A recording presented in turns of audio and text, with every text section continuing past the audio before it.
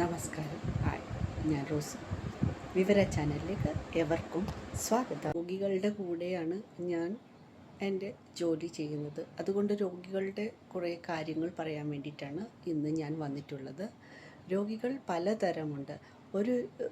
ഒരു തരത്തിലുള്ള രോഗികൾ എങ്ങനെയാണെന്ന് വെച്ച് കഴിഞ്ഞാൽ അവർ രോഗിയാകുമോ, ആകാൻ ചാൻസ് ഉണ്ടോ എന്നൊക്കെ ചിന്തിച്ച് ജീവിക്കുന്നവരുണ്ട്. കുറേ ആൾക്കാരുണ്ട്, എൻ്റെ അച്ഛനും അമ്മയ്ക്കും ഷുഗറും പ്രഷറും ഉണ്ടായിരുന്നു, അതുകൊണ്ട് ഏത് നിമിഷം വേണമെങ്കിലും എനിക്കും ഷുഗർ വരാമെന്ന് പറഞ്ഞ് കാത്തിരിക്കുന്നവരുണ്ട്. കൂടാതെ കുറച്ച് പേരുണ്ട്, എനിക്ക് ഈ രോഗം വന്നു കഴിഞ്ഞ് പിന്നെ അതിനെ ഒരു കഥയാക്കി അതിനെ സിനിമാ രൂപത്തിൽ എക്സ്പ്ലെയിൻ ചെയ്യുന്ന കുറേ രോഗികളുണ്ട്. അവരതിനെ കൂടുതൽ താലോലിച്ച് വളർത്തുന്നവരാണ്. ഇനി അസുഖമൊന്നും ഇല്ലെന്ന വിചാരിച്ചാൽ ആൾക്കാരൊക്കെ കണ്ണിട്ടിട്ട് എനിക്ക് പിന്നെ എന്തെങ്കിലും അസുഖം വന്നാലോ എന്നാലോചിക്കുന്ന കുറേ ആൾക്കാരുണ്ട്. അതുകൂടാതെ വീട്ടിൽ നിന്ന് എങ്ങനെയെങ്കിലും പുറത്തിറങ്ങണമല്ലോ, അതുകൊണ്ട് ആശുപത്രിയിൽ ഡോക്ടറിനെ കണ്ടു കളയാമെന്ന് പറഞ്ഞ് ഇറങ്ങുന്ന കുറേ ആൾക്കാരുണ്ട്. പിന്നെ കുറച്ച് പേരുണ്ട്, ഒരു കുരു വന്നാൽ പോലും അത് ക്യാൻസറാണോ എന്ന് അന്വേഷിച്ച് നടക്കുന്ന കുറച്ച് ആൾക്കാരുണ്ട്.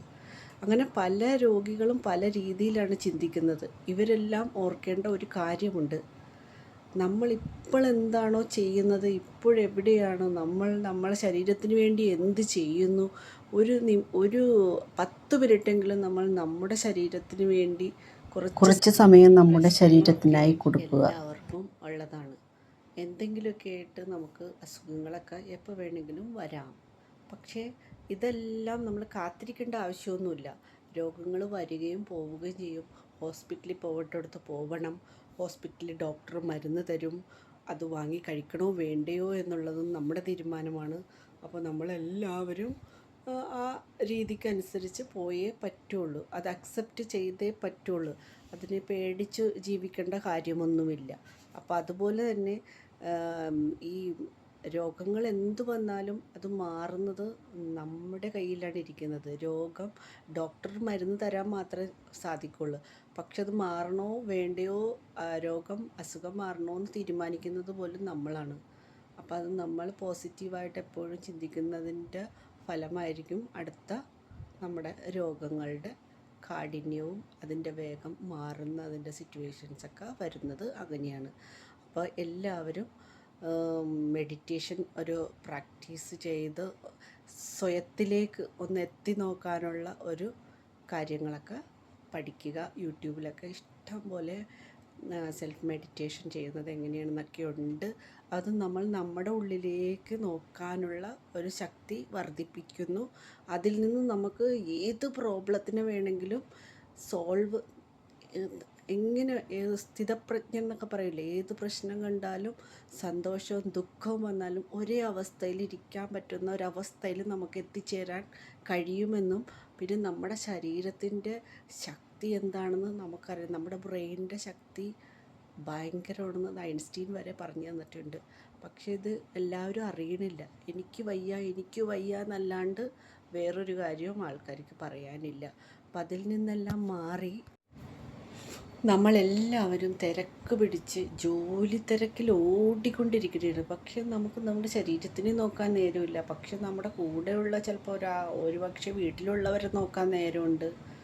എന്തിനേറെ പറയുന്നു, വീട്ടിലൊരു പട്ടിക്കുട്ടിക്ക് വരെ എപ്പോൾ ചോറ് കൊടുക്കണം, എപ്പോൾ ഭക്ഷണം എന്തൊക്കെ ചെയ്യണം, അതിന് എന്തെല്ലാം ആവശ്യമുണ്ട്, അതൊക്കെ ടൈമിൽ എങ്ങനെ കൊടുക്കാം എന്നെല്ലാം അറിയാമെങ്കിലും സ്വന്തം ശരീരത്തിന് വേണ്ടി എന്ത് ചെയ്യണമെന്ന് ആരും ചിന്തിക്കുന്നില്ല. അപ്പോൾ ഇനി അതെല്ലാം മാറ്റിവെച്ച് ചിന്തിക്കേണ്ട സമയമായി. നമ്മുടെ ശരീരത്തിന് പോഷണം കൊടുക്കുന്നത് പോലെ നിർബന്ധമുള്ള കാര്യമാണ് മനസ്സിനും നമുക്ക് പോഷകം ആവശ്യമാണ്. മനസ്സിൻ്റെ പോഷണമാണ് മെഡിറ്റേഷനും നല്ല സത്ചിന്തകൾ കൊണ്ട് നമ്മുടെ മനസ്സിനെ നിറയ്ക്കുന്നതും എക്സസൈസ് ചെയ്യുമ്പം ശാന്തത വരുന്നതും. അങ്ങനെ നല്ല നല്ല പത്രങ്ങളൊക്കെ വായിച്ച് നെഗറ്റീവ് മൂഡിലിരിക്കുന്നതൊക്കെ നമുക്ക് നമ്മുടെ ബ്രെയിനിന് വളരെ മോശമായ അവസ്ഥയിലെത്തിക്കുന്നു. ശരീരത്തിന് അതുപോലെ തന്നെ പോഷണം ആവശ്യമുണ്ട്. ആ പോഷണമാണ് നമ്മൾ കുറേ ചോറ് തിന്ന് വയറ് നിറച്ചാൽ പോഷകം ആകുന്നില്ല. അത് കുറച്ചും കൂടി അത് കോംപ്ലിക്കേറ്റഡ് ആക്കുകയാണ് ചെയ്യുന്നത്. അപ്പോൾ അത് തിരിച്ചറിഞ്ഞുകൊണ്ട്, ഇതിപ്പോൾ നമുക്ക് ആരെയും കുറ്റം പറയാൻ പറ്റില്ല. ഇത് കേരളത്തിലെ കൾച്ചറാണ്. കുറേ 3 നേരം അല്ലെങ്കിൽ 4 നേരം ചോറ് വയറ് നിറച്ച് തിന്നുക, എന്നിട്ട് കുറച്ച് കറിയും കൂട്ടി ഉള്ള ചോറ് മുഴുവൻ വിഴുങ്ങുക എന്നുള്ളത്. അത് മാറ്റിയിട്ട് ഇപ്പോൾ തിരിച്ചറിഞ്ഞ ആൾക്കാരൊക്കെ ഒരു 2 സ്പൂൺ ചോറ് എന്നൊക്കെ പറഞ്ഞിട്ട് നമ്മൾ ഷുഗറുള്ള പേഷ്യൻസിനൊക്കെ അങ്ങനെയൊക്കെ പറഞ്ഞ് മനസ്സിലാക്കി കൊടുക്കാറുണ്ട്. ഇതെല്ലാവരും പ്രാക്ടീസ് ചെയ്യേണ്ട കാര്യമാണ്. ചോറ് കുറേ കഴിച്ചതുകൊണ്ട് നമുക്ക് കുറച്ച് നേരത്തെ എനർജി ബാക്കി മുഴുവൻ സ്റ്റോർ ചെയ്ത് അവിടെ ഇവിടെ തൂങ്ങിക്കിടക്കുന്ന ഫാറ്റായിട്ട് അത് ബോഡിയിൽ തന്നെ, അതിനുകൊണ്ട് വലിയ പ്രത്യേകിച്ച് ഉപയോഗവും ഇല്ലതാനും. അതുകൊണ്ട് തന്നെ നമ്മളെല്ലാവരും അതിൻ്റെ പോഷകം അടങ്ങിയ ഭക്ഷണങ്ങൾ കൃത്യമായി കഴിക്കുന്നുണ്ടോ എന്ന് ഉറപ്പ് വരുത്തേണ്ടത് ആവശ്യമാണ്. നമുക്കറിയാം, നമുക്ക് രോഗങ്ങൾ വന്നിട്ട് ചികിത്സിക്കുന്നതിനേക്കാൾ നല്ലതാണ് രോഗം വരാതെ നോക്കുന്നത്. അപ്പം അതെങ്ങനെ ചെയ്യും? അത് എല്ലാവരും ശ്രദ്ധിക്കാറില്ല. അതെല്ലാവർക്കും അറിയാം. പക്ഷേ ഒരു അസുഖം വരുമ്പോൾ നമ്മൾ മനസ്സിലാക്കണം അതിനൊരു കാരണമുണ്ടെന്ന്. പല കാരണങ്ങൾ, ഇപ്പോൾ ക്യാൻസർ പോലെയുള്ള മാരക രോഗങ്ങളൊക്കെ വന്നതിന് പ്രത്യേകിച്ച് നമുക്ക് ഒന്നും പറയാനില്ല. പല കാരണങ്ങളുണ്ട്. മാനസികമായ കുറേ പ്രശ്നങ്ങൾ അതിനകത്ത് അടങ്ങിയിട്ടുണ്ട്. അത് ഞാനിപ്പോൾ എക്സ്പ്ലെയിൻ ചെയ്യുന്നില്ല. പക്ഷേ ശാരീരികമായ പ്രശ്നങ്ങൾ കൂടുതലായിട്ടുണ്ട്. നമ്മൾ ജങ്ക് ഫുഡ് കഴിക്കുന്നത്, തോന്നുമ്പോൾ ഭക്ഷണം കഴിക്കുന്നത്, മര്യാദക്ക് വെള്ളം കുടിക്കാതിരിക്കുന്നത് എല്ലാം നമുക്ക് പലവിധ രോഗങ്ങൾ ഉണ്ടാക്കാൻ സഹായിക്കുന്നു. അപ്പോൾ ഇതിൽ നിന്നെല്ലാം നമ്മളിപ്പോൾ സമയത്തിന് ഭക്ഷണം കഴിക്കാൻ പറ്റുന്നില്ല എന്ന് പറഞ്ഞിട്ട് കാര്യമില്ല, സമയത്തിന് കഴിച്ചേ പറ്റുള്ളൂ. അപ്പോൾ കഴിക്കുന്നത് കുറച്ച് കഴിച്ചിട്ട് കുറച്ച് ഫുഡ് സപ്ലിമെൻറ്റ്സ് അതിൻ്റെ കൂടെ നമ്മൾ ആഡ് ചെയ്യുവാണെങ്കിൽ നമുക്ക് രോഗപ്രതിരോധ ശക്തി വളരെ ശക്തമായിട്ട് വർദ്ധിപ്പിക്കാൻ കഴിയുന്ന ഒന്നാണ് ഇൻ്റലക്റ്റിൻ്റെ ഗുണം എന്ന് പറയുന്നത് ഞാൻ തന്നെ അതിനൊരു ഉദാഹരണമാണ്. കാരണം എനിക്ക് പലവിധ രോഗങ്ങളൊക്കെ ഇടയ്ക്കിടയ്ക്ക് വരാറുണ്ട്. പക്ഷേ ഒന്നും എന്നെ ബാധിക്കുന്നില്ല എന്നുള്ളതാണ്. ചിലപ്പോഴൊക്കെ നമുക്ക് വായിലൊക്കെ ഒരു കുരു പോലെ വരുമല്ലോ, വായ്പുണ്ണെന്നൊക്കെ പറഞ്ഞു. അപ്പോൾ നമ്മൾ വയറിന് എന്തെങ്കിലും അസ്വസ്ഥതകൾ ഉണ്ടാകുമ്പോൾ ചുണ്ടിൽ നാക്കിലൊക്കെ ചെറുതായിട്ട് അത് വരുന്നുണ്ട്. പക്ഷേ ഞാനതിൻ്റെ ഒരു ഫോട്ടോ എടുക്കാമെന്ന് വിചാരിക്കുമ്പോഴത്തേക്കും ഒരു 10 മിനിറ്റ് നാക്കൊക്കെ ചില സ്ഥലത്തൊക്കെ ഒരു കുരു വരുമ്പോൾ നമുക്കൊരു വേദന വരും. പക്ഷേ കുറച്ച് നേരം കഴിയുമ്പോൾ അത് കാണൂല.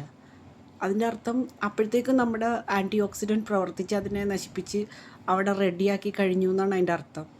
ഈ ഒരു അവസ്ഥ ഞാൻ അനുഭവിക്കാൻ തുടങ്ങിയിട്ട് കുറച്ച് നാളായി. മോദി കെയറിലെ ഇൻ്റലക്റ്റ് അതിനെന്നെ സഹായിക്കുന്നുണ്ടെന്ന് എനിക്ക് 100% ഉറപ്പോടെ പറയാൻ പറ്റും. അതുപോലെ തന്നെ നമ്മുടെ ബ്രെയിനിൻ്റെ ഹെൽത്ത് അതും നന്നായിട്ട് നടക്കുന്നത്. ഞരമ്പുകൾക്ക് വാദം വരാനൊക്കെ ചാൻസ് ഉണ്ടെന്നൊക്കെ പറഞ്ഞ് കാത്തിരിക്കുന്ന ആൾക്കാർക്കൊക്കെ ഇത് ഒത്തിരി നല്ലതാണ്.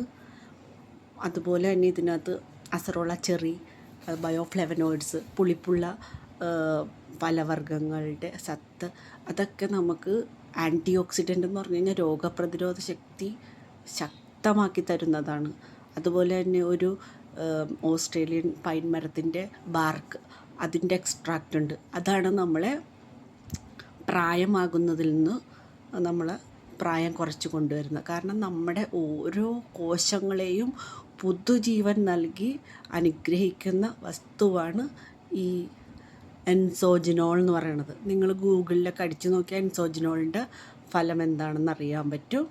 അത് നമ്മളെ വീണ്ടും പുനർജീവിപ്പിക്കുന്ന കോശങ്ങളെല്ലാം പുനർജീവിപ്പിക്കുകയാണ് ചെയ്യുന്നത്. അതുകൊണ്ട് തന്നെ ഓരോ ശരീരത്തിലും മനസ്സിനും ഒക്കെ ഭയങ്കര ഉണർവായിരിക്കുള്ളൂ. നമ്മൾ രാവിലെ തുടങ്ങി വൈകുന്നേരം വരെ നമ്മൾ പണിയെടുത്താലും നമുക്ക് മനസ്സിനൊരു ക്ഷീണം തോന്നില്ല. അങ്ങനത്തെ ഒരവസ്ഥയിലാണ് ഞാൻ കടന്നുപോയിക്കൊണ്ടിരിക്കുന്നത്. അപ്പോൾ നിങ്ങൾക്ക് ഈ വീഡിയോ ഇഷ്ടമായെങ്കിൽ ലൈക്ക് ചെയ്യുക, ഷെയർ ചെയ്യുക. ഇൻ്റലക്റ്റ് വേണ്ടവർ ഡിസ്ക്രിപ്ഷനിൽ എൻ്റെ ഫോൺ നമ്പർ ഉണ്ട്, അതിൽ കോൺടാക്റ്റ് ചെയ്യുക. Thank you.